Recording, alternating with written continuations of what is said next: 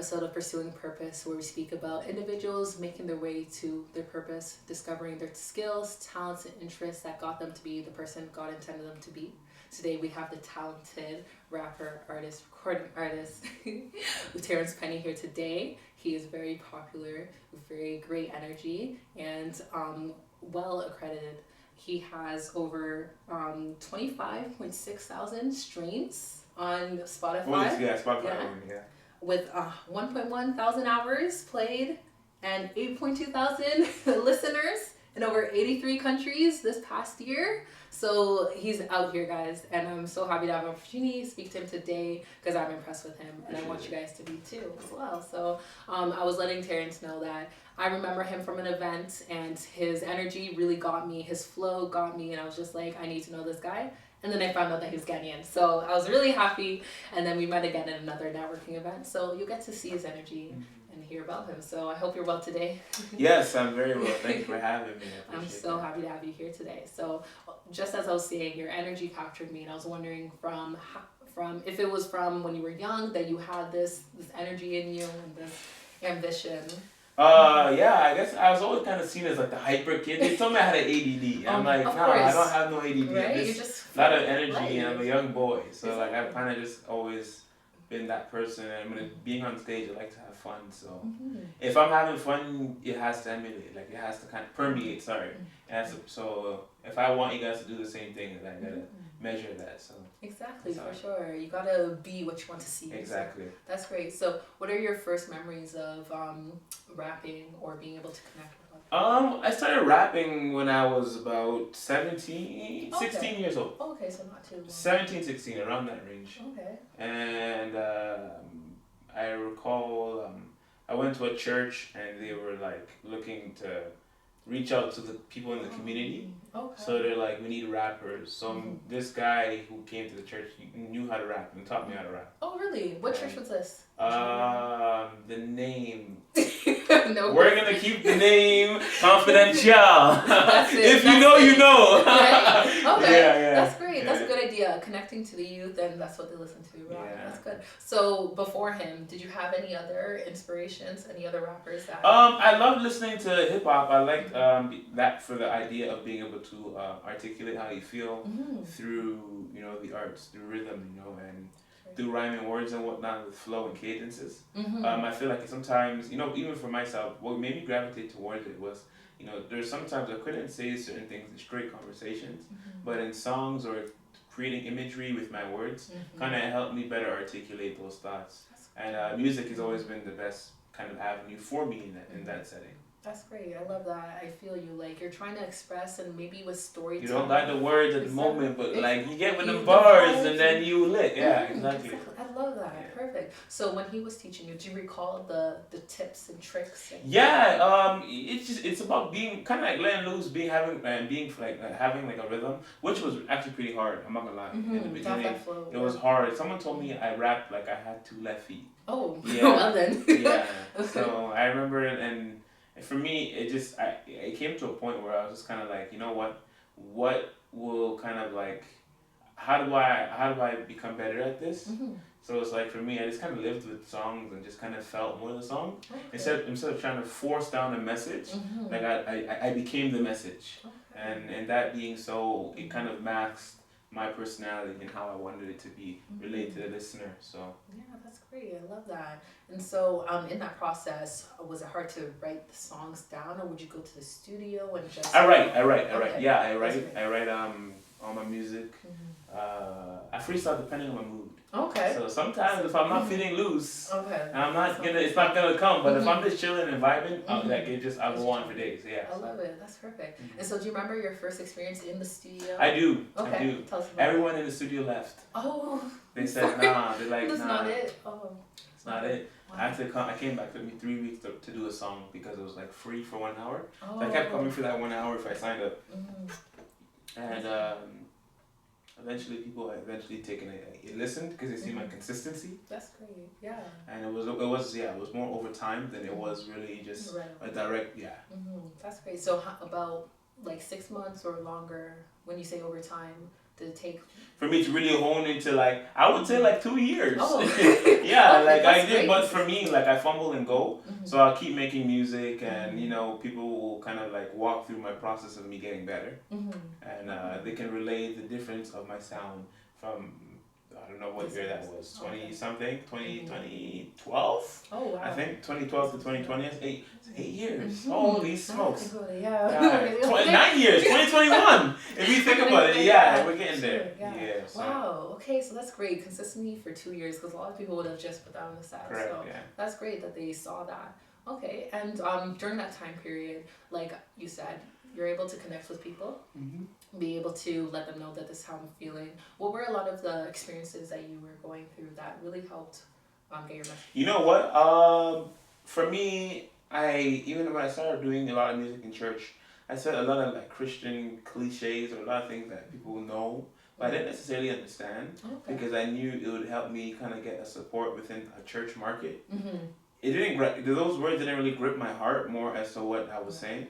And it was until I went through kind of like real situations, like abandonment and just like you thinking that these people will stay for you and etc. Like it really kind of like made me like, oh, this is what. yeah. So I took it to my pen and I articulated how I felt, and that's I think at that moment literally like some of the people that have been listening to you for some time, it's like there's a big switch in your music and we like it. Oh, that's great. So they can relate. yeah. That's good. I love that. Perfect. And so I'm going to go a little bit back and speak about your education. And like you were saying, you're going through those things. Yeah. So was that, as a result, you said, of course, abandonment could take place at home. Was that also happening at school? For me, people don't know this. I was expelled from elementary school at grade 2. Oh. So I was 7 when I first got expelled. That's young. And they put me into what we call like a behavioral program, a section 23 classroom. And like a bunch of kids I remember were like taking like pills and then they try to get me on that, and I'm like, I'm not crazy. I got a lot going on, right? and at home in my neighborhood that I don't want to share here. Exactly. So how do I? Yeah. So there was a lot of frustration penting up that led to aggression in school. Now a lot of people in the school system didn't really have time for that. A lot of those teachers they're very concerned with their vacation than they are students. And with that being said, that made me very bitter and angry because I was in this position, and if I felt like if someone could take the time to kind of take me in as a younger person and really walk and understand what's really going on, they'd see that this is not my issue. Yeah, because when you're in those positions, like French is a prerequisite course, and I never took French all through all my years. Oh wow! So because of the fact that once you have that kind of idea of like behavioral, they kind of like assume there's so many other things wrong with you when that's not necessarily. You're not the case. I'm dealing with the situation, so it doesn't mean I'm not capable of being challenged in some way, shape, or form, right? So I remember like doing grade 4 math in grade 5 and in grade 6. Wow. Yeah, because in grade 4 and grade 5 I was doing grade 4 math. So that always kind of like made me feel uncomfortable because I made the transition and I went to high school, and ironically enough, that behavior, like there's this thing called an IEP, individual education plan, that followed me to high school, and then as I graduated from high school and went to college, it followed me to the point where my college even knew. Wow. So that followed me till about 21, 22. That's long. And that's just how the school system works. Wow. So sometimes if someone sees behavioral or whatever, they look through your kind of like your OSR, Ontario Student Records, they can see like it's almost as like a prison system kind of thing. Like this guy has done this, got suspended at this time and whatnot. And I don't think that someone who made decisions as a little kid should follow them to 21 type of thing. So that's normal. Yeah. Wow, I'm glad you were able to get through that because that's tough, and it's weird because I think every city within Ontario has their own different districts and decisions. And when I was in elementary school, people who were seen or put into what's called ESL or just in the special needs program in elementary school, that wasn't thought of in high school. And so I was like, okay, good, these people are flourishing, they're making more friends, they're okay.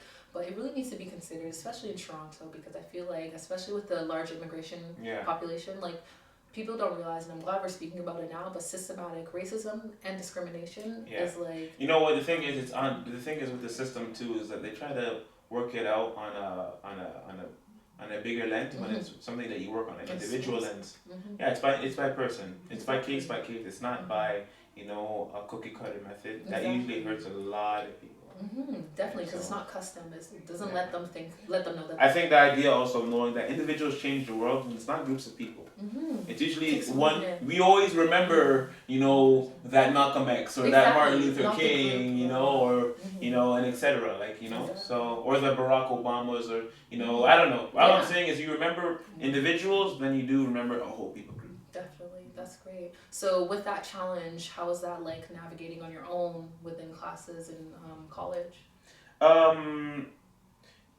It was difficult because in college sometimes there were certain things I was kind of like susceptible to, in the sense of like some people were waiting like, oh, I have this kid in my class, how am I going to maneuver around that person, and that kind of made things difficult because unless I had a real relationship or conversation with the instructor or professor, like there was already preconceived. So that's frustrating. You know, that puts you in the negatives. Doesn't really give you a fair slate. And Definitely. That's Canadian education. Yeah, that's the sad thing. People don't realize that. Yeah. Definitely. And so which college did you go to? I went to Centennial College. Oh, okay. I got you. And what were you studying?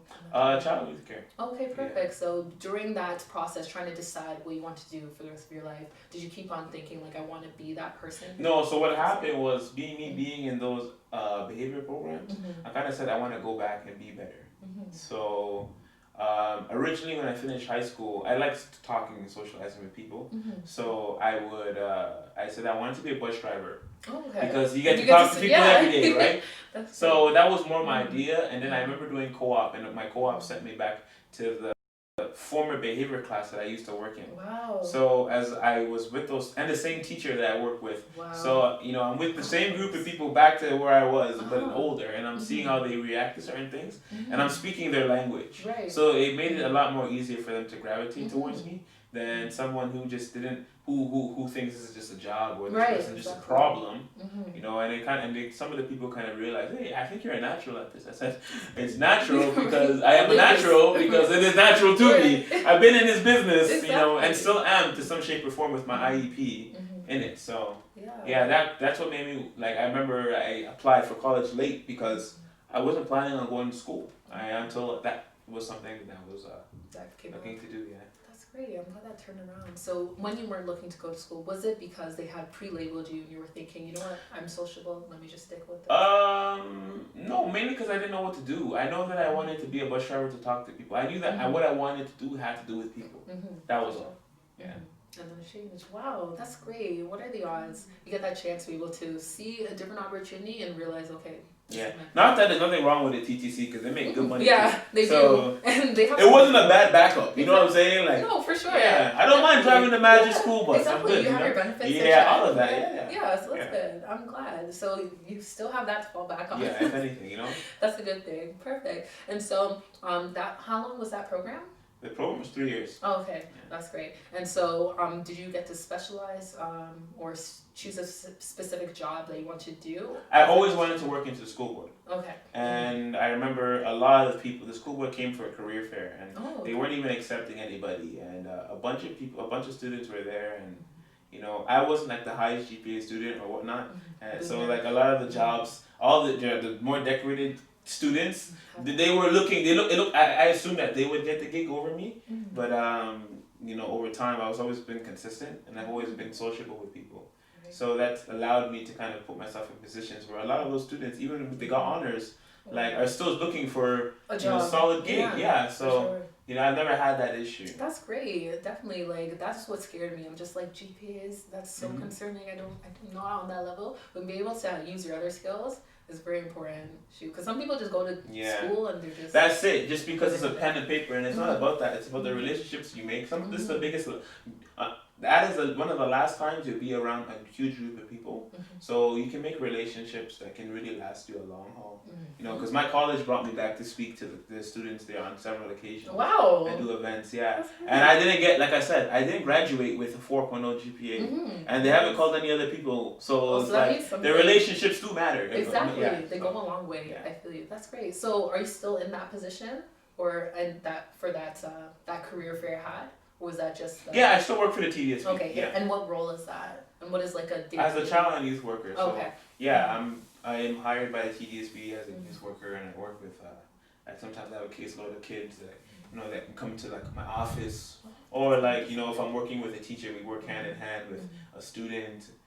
As like a one-to-one student who needs like a lot of support, or like I may have like someone who supports me with another student called a special needs assistant. Me and that person would work together as they take like what I say to direct the child in some way, shape, or form. So that's great. it was cool, to do that because I was the first in my family to graduate. So 21 and to graduate was cool. Yeah. So and then be able to have a job, right? Correct. Yeah. Do what you want. A little bit, yeah. That's great. I'm proud of you. Thank you. You're welcome. And so, were you able to connect to rapping with some of those kids? You know what? For me, what happened was when I graduated, it was cool, all and whatnot, and then OSAP came. They told me like you owe a debt. You went to school, now you owe money back. And I wasn't really making money. Right. And I was working at a community center, making $12 an hour. Being lucky if I worked 12 hours in 2 weeks. I wasn't really making a lot. Wow. So that was stressful because I came out of community housing, and at a certain age, once you're done school, you have to also now pay or leave. And I wasn't making anything to kind of have that weird situation go on for me. And I've always made music and enjoyed the music I made. So I applied to a million jobs also. But what I started to do was I took like my last $1,000. Wow. No, my last $400. And I made like 200 CDs. Wow. And those CDs consisted of songs that I made, and I went to events and I started performing a lot more. And there's a song called Freedom that was on it, and a lot of people gravitated towards that within the social world. A bunch of people was like, who is this guy? Where does he work? And I'm like, some of the places that have, Children's Aid or Centennial College or the TDSB, all these guys are asking, like, who's this guy? And I'm like, well, if you check, my resume is an email. But I learned something very valuable at that point, that, just because your resume is an email doesn't matter. Like, I realized that this, my way in the door was through my music. So, you need to find that really helped me a lot, kept me afloat. And, I would say that's great. Like, I remember I had 200 CDs, and I flipped 200 CDs in 3 weeks. Wow. And that was cool to me because that was my own product. Until now, it still helps me because people know me from then or heard, and they come across or they book me because of that situation. So that's great. Yeah, and I'm glad you say that. Just a little bit off topic, but it's so frustrating applying for so many jobs and you're thinking, why aren't they calling me? Correct. You guys are still looking. This post is still up. But it actually is. There is a lot like. I do a little bit of HR work or recruiting on the side. That's not my main job, but I'm trying to recruit some people, and I'm looking through these resumes. Me as a person, I'm young. I still want the job of my dream job, and so I take the time to look through resumes, and I'm like, this is a lot. Like I looked through maybe 25 resumes between the hours of 8 and 3 p.m. and that's just 25. And there's people like, if you go on LinkedIn, you can see how many people applied for a job. And so you can see like 1,000 people have applied thus far. So that was just one day for me, and then a couple hours. The job in itself. It is. So being able to have a different way to say, hey, I'm cool. The cover letter is not enough, because the cover letter is also a whole bunch. No, my songs were my cover letters. Yeah, so that is great. That helped. Trust me, because sometimes there'll be like, say CAS would have an event and I'd be booked, and the HR manager is there along with, or the boss would be there and be like, yo, come here for 1 second. Do you work anywhere? Like, would you like it? I said, but I applied to you. But then it changes the narrative of the conversation. Exactly. And for me, I work a lot better in informal conversations. So instead of that whole interview style. Definitely. So like, now that I'm like, hey Joe, like what's going on? Like I'm here, collecting this show money, but I need to get the work money. Exactly. What's going on? So, and then you'll say, Terence, come here with me, we'll talk. So that brought a different conversation, but it still had it had the same weight and totality of, something that would be more formal. Exactly. So. You need to show your personality, because it's not just credibility. Correct. Like on the paper, like you need to show that you have energy. And like in the past other internships I do, there's people who look good on paper and they're very intelligent too, but we're looking for someone sociable, or they want to see their team work. They're looking for a human. And so that's the thing that's frustrating when you're applying for jobs and you see all these people who are smart and you're not getting anything, and you're like, you need me. I care. I care for these people. These people just are just trying to get a paycheck. Yeah. So or they're trying to appease their parents because they went to school. Exactly. That's how I felt in my last year of university. I was seeing all those things. I'm like, I care. Mm-hmm. So it's good that you're able to show them, hey, this is me. The resume, I'm here. I applied.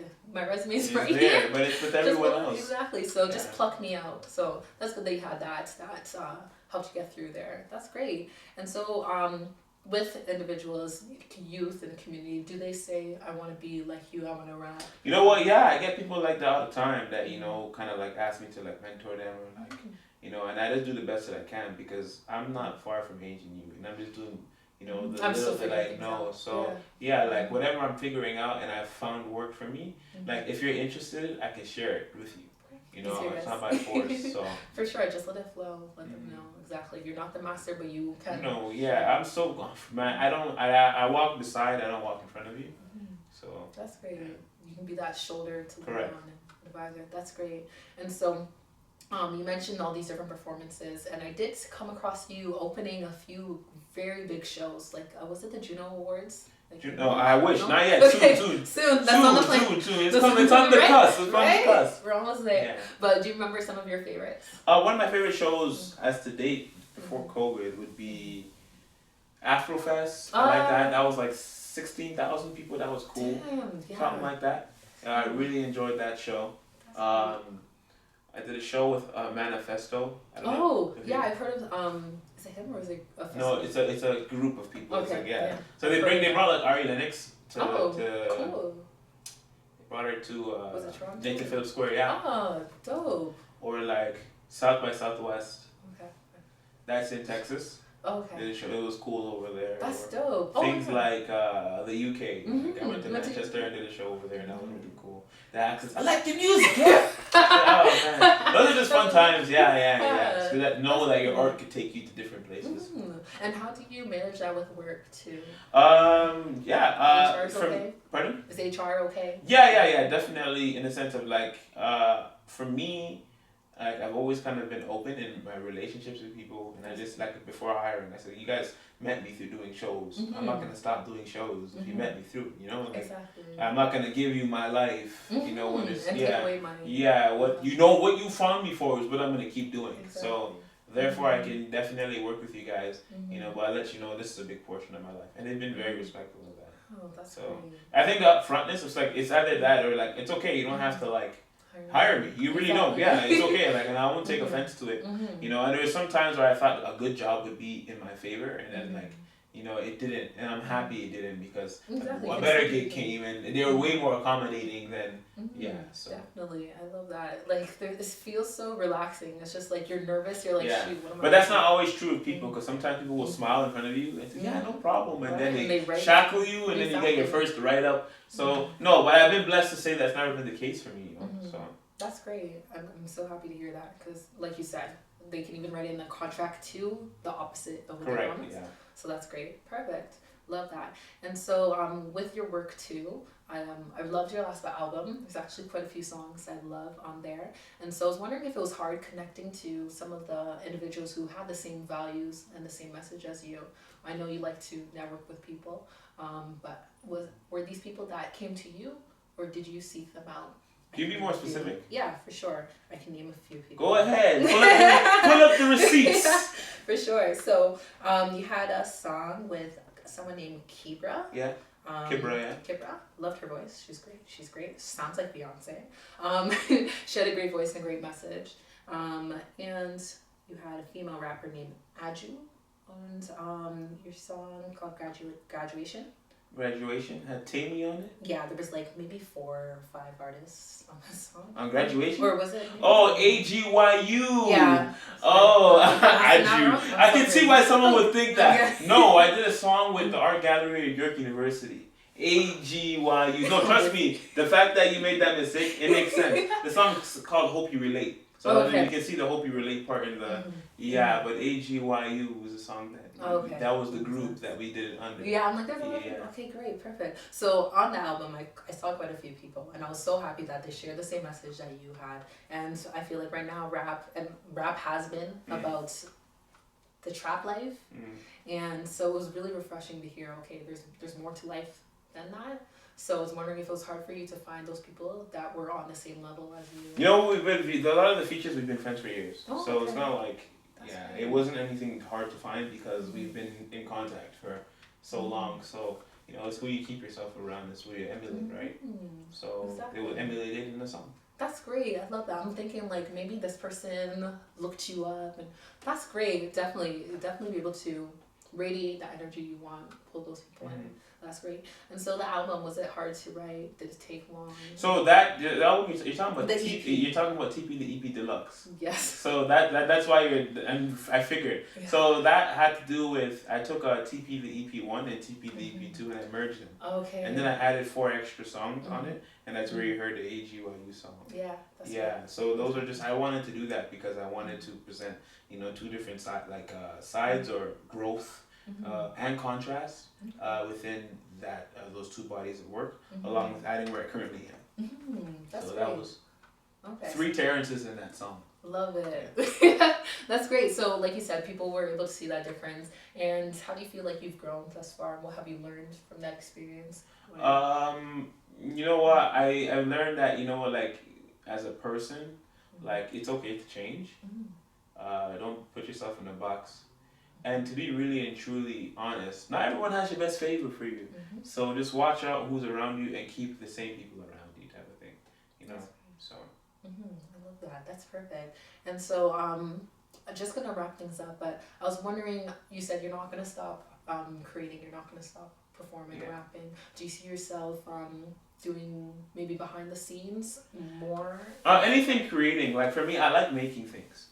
So like whether it's making music or cooking food or I love to cook. Like when I want to have like my own show and like make like food and interview like rappers and stuff. While you see my Grammys behind me, like I want to. So whatever your name is, tell me about your career. Exactly, as you can see. Yeah, what's popping? I don't just get down in the kitchen. If you see, the studio's there too. I love that. I've always wanted to just have a cooking show of some sort, and just kind of cook and also like bring people over and have casual conversations. That's great. Oh yeah, and you had a music video I saw. It was like a barbecue. Yeah, details.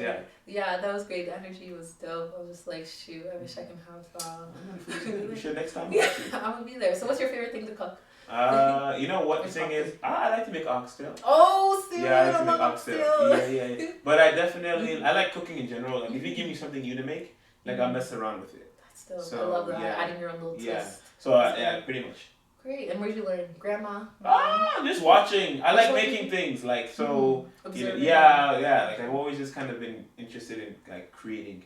Even if it's painting, I like to paint. Wow. I'm so jealous. But it's nothing. It's just like paint by numbers. But like this, it's still lit. It's still something. Yeah. Exactly. And like art is what's it called, objective? Yeah. Or Subjective. Subjective. Objective means it's only. Yeah. Sorry. So it's subjective. So you can see the beauty. A lot of people can see the beauty. If someone else doesn't, that's their own business. That's their business. It's subjective. Exactly. So that's what matters. That's great. For me, I love all that stuff. I can't create. I can just enjoy. And so it's really inspiring to see a lot of people being able to master all of those in some way. That's great. Are there something that you tried that was just like, I'm not saying it? Food-wise or just in general? Could be like maybe technology or maybe with sports. Are you good with sports? I like to play sport. I don't think, like if I'm interested in something, I'll be devoted to it. But if I'm not, like, I don't even think I'll give it the chance. Yeah. So, no, I haven't. That's cool, definitely. And so, just looking back, you said that you know that you shouldn't just trust anyone. Stick with people around you, and for sure, don't let people put you in a box. Is there anything that you look back in time and realize, okay, this situation, I'm glad I went through. I learned this as well. When I remember when I first started rapping, a lot of people were around me, and trying to get a piece of the pie. But that changes. People, that group of people always changes. And people are there for the period of time that they are. Don't get hung up on if they go or not. It's life. You know what? Like just enjoy people for the time that they're there. But keep the people who are there. Not for the time that they're there. They're there, locked in. They threw the key out a long time ago. And they're comfortable. Supporting you. That's great. And what do you take the most pride of in yourself? Just being a survivor. Like working hard and not quitting type of thing, because you know a lot of things been thrown at me, but you know being able to maneuver has been something that I really appreciate. So that's great. I'm happy to hear that. Is there any other message you want to share with those out there? 2021, 21 or 21. The way how the camera is looking, I got new music coming, so it's lit. You guys pay attention. Got a lot of stuff coming on for the new year. It's about to be crazy. So love. Where can we find you as well? You can find me on Instagram at Terence Penny. I'm gonna spell it like Aquila and the B. TERENCEPENNY. When you edit this video, it should be like, you know, yeah. I got it. So it's lit. Love. Perfect. Thank you everyone for tuning in with my guest here, Terence Penny, inspiring the youth, inspiring everyone out there to be who they are meant to be. Don't let anything set you back. We'll see you next time. Take care. So you don't have to wait for someone to tell you to do things. Take the initiative and find a way to impact somebody out there.